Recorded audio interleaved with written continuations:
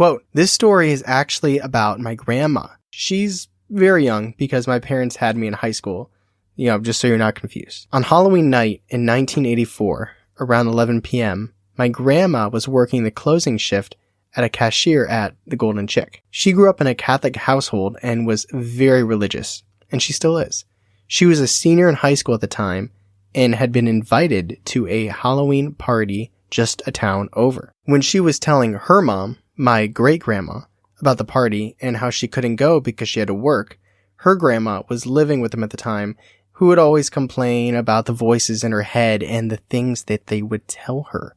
Before my grandma left for the party, her grandma turned to her and said, 'Melinda, be careful tonight. The devil is coming to visit you.' My grandma didn't think anything of this, and she laughed because, her grandma was always saying crazy stuff.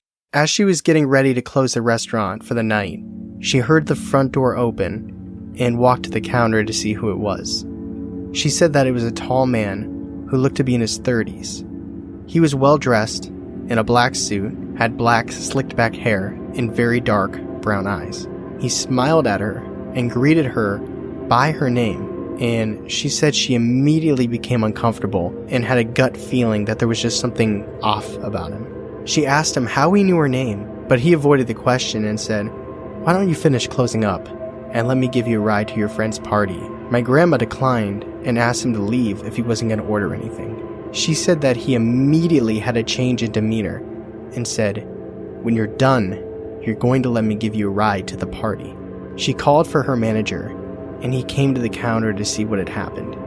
The man stepped closer and pointed at the cross necklace my grandma was wearing, and he smirked. "How much faith do you have in that cross? Do you really think it can protect you?" She responded, "I believe that with my life." She said then he gave her one last smile and left, shaking his head. As he walked out the door, he paused and turned toward her and said, "Have a good night, Melinda, and tell your grandmother I said hello." When she got home, she told her mom and grandma about everything that happened. They both prayed with her and made sure that she was okay. She told me that she's never seen this man again, but is absolutely convinced that her grandma was right. The devil had come to visit her.